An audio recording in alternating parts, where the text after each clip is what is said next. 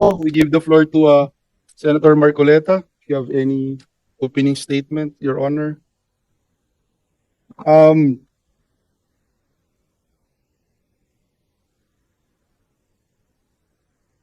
At this juncture, the Committee on Banks, Financial Institutions, and Currencies will adopt and subscribe to the pertinent provisions of the rules of the Senate and the rules of procedure governing inquiries in aid of legislation as the rules of the committee. We would like to welcome any motion from our dear colleagues in that direction. Mr. Chair, I move to approve the adoption of the internal rules of this committee. I second the So- motion. There is a motion duly seconded. Is there any objection?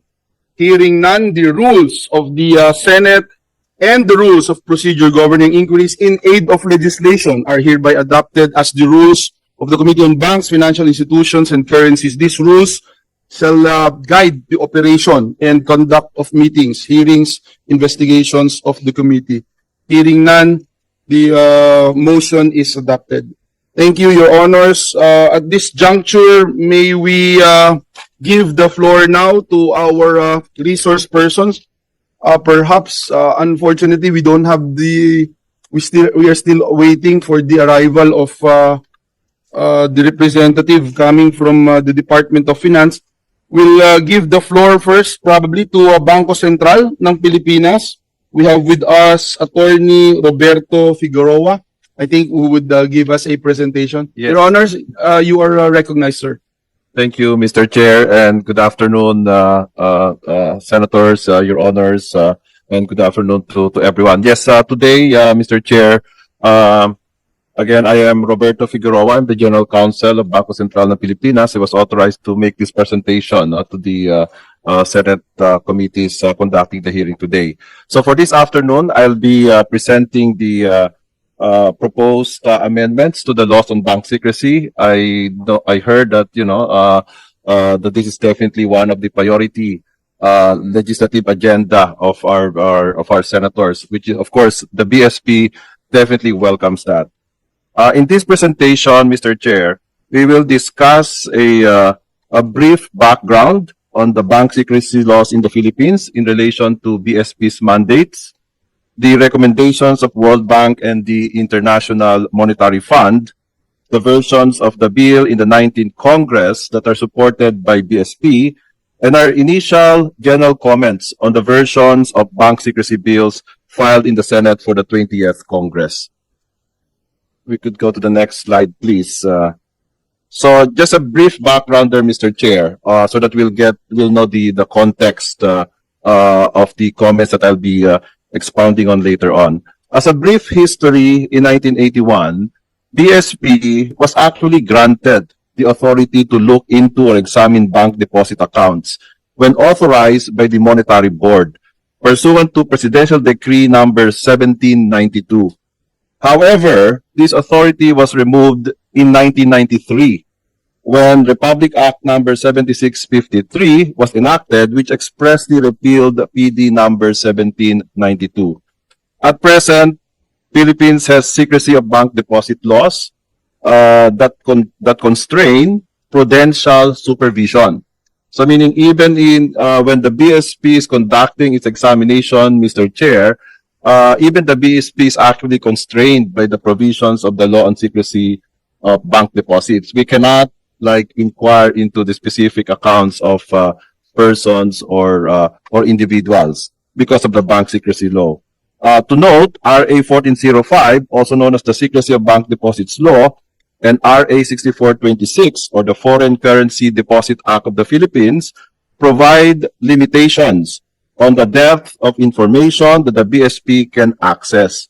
This information can support supervisory assessments and enforcement actions. Now, based on International Monetary Fund and World Bank studies, only the Philippines and Lebanon have bank secrecy laws that hamper implementation of prudential and anti-money laundering and combating the financing of terrorism frameworks. As Lebanon eased its bank secrecy laws in 2020, it appears that the Philippines is the only country with such deposit secrecy laws that constrain prudential supervision. In view of this, the BSP supports the passage of the legislative measure amending the secrecy of bank deposit law. The BSP recommends the easing of deposit secrecy within the confines of BSP supervision and its investigation of closed banks. Next slide, please. The World Bank and the IMF noted that bank secrecy laws in the country restrict the BSP's ability to undertake effective supervision.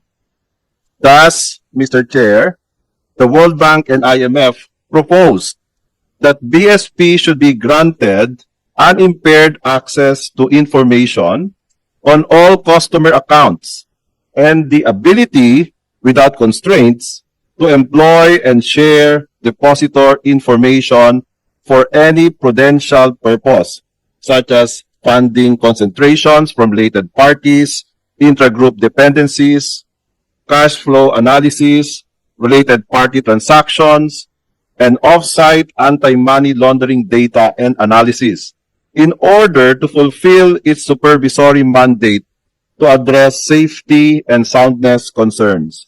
One of the recommended actions, Mr. Chair, to improve compliance with the Basel core principles and the effectiveness of regulatory and supervisory framework is to, among others, amend the bank secrecy laws to grant BSP full access to banks' deposits and other data. Next slide, please. The versions of the bank secrecy bill supported by BSP in the 19th Congress are House Bill number 7446, sponsored by Representative Tieng, and Senate Bill number 1839, filed by Senator Sherwin Gatchalian. House Bill number 7446, which substituted House Bill number 4313, was approved on third and final reading at the House of Representatives on 8 May 2023. On the other hand, Senate Bill number 1839 was filed by Senator Gatchalian on February 6, 2023. Unfortunately, this bill was not taken up in the plenary. This bill is similar with House Bill number 7446, except for some minor difference in style. Next slide, please.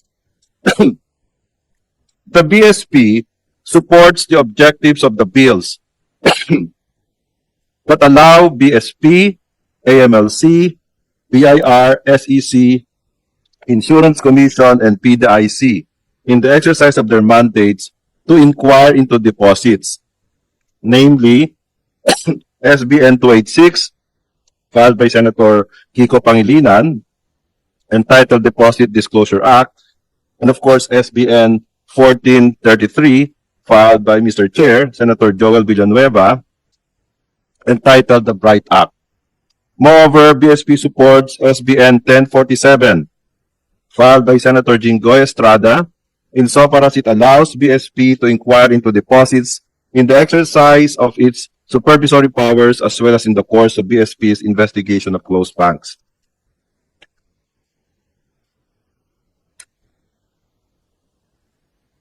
Next slide, please.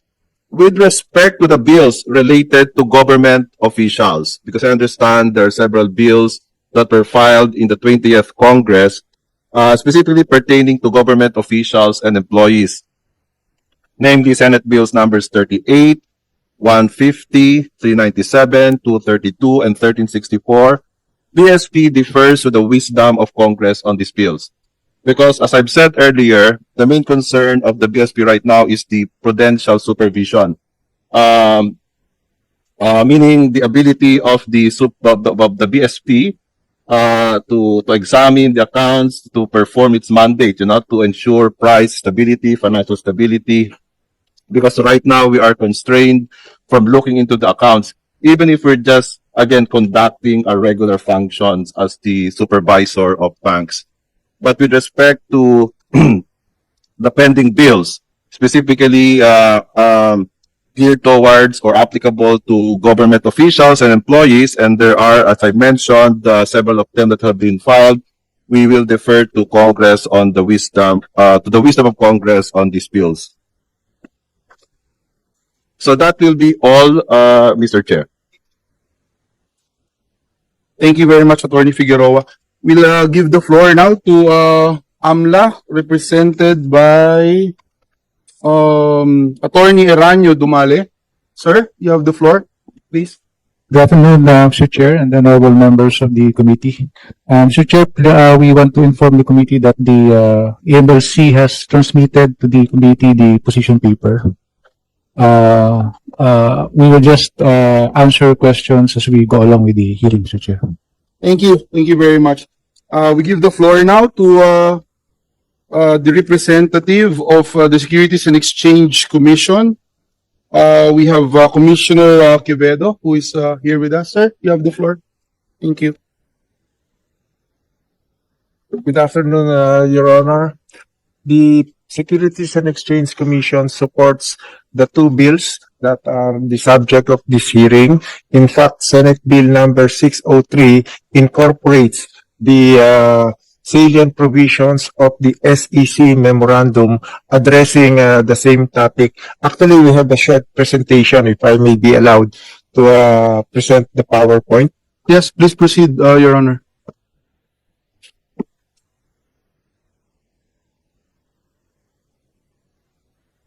PowerPoint. Yeah. Yes.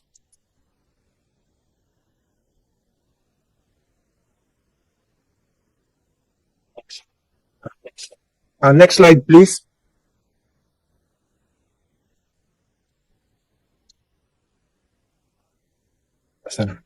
Yeah. So the can we have the slide before that. dito? Yan. So we have the SEC regulations to prevent unfair debt collection. We have the SEC Memorandum Circular number 18, which addresses the prohibition on unfair debt collection practices of financing companies and lending companies. We have Memorandum Circular number 4, series of 2021, which is an amendment of MC number 16 of 2018, or the guidelines on anti-money laundering and combating the financing of terrorism for SEC-covered institutions, the 2018 AML CFT guidelines, and MC number 29, series of 2020, or the 2020 guidelines on the submission and monitoring of the money laundering and terrorist prevention program. We also have Memorandum Circular number 3, series of 2022, which addresses the implementation of the Bangko Central ng Pilipinas Circular number 1133, series of 2021, on the ceiling on interest rates and other fees charged by lending companies, financing companies, and their online lending platforms. We also have Memorandum Circular number 5, series of 2023, which addresses the Financial Products and Services Consumer Protection Act of 2022. The SEC implementing also the following circulars to prevent unfair debt collection practices of its regulated financing and lending companies, namely the Memorandum Circular number 18, series of 2019, which is the prohibition on unfair debt collection practices of financing companies. This circular prohibits unfair debt collection practices by financing and lending companies, covers confidentiality of information of borrowers, outsourcing the conduct of collection to a third-party service provider, which shall be regarded as agent of the financial and lending companies, and penalties such as fines, without prejudice to any other penalties such as suspension of their licenses and revocation also of their licenses. We also have Memorandum Circular number 4, series of 2021, which is an amendment of MC number 16, or the guidelines on anti-money laundering and combating the financing of terrorism for SEC-covered institutions. All financing companies and lending companies are required to comply and to register with the AMLC's online registration. reporting system pursuant to the Anti-Money Laundering Council Registration and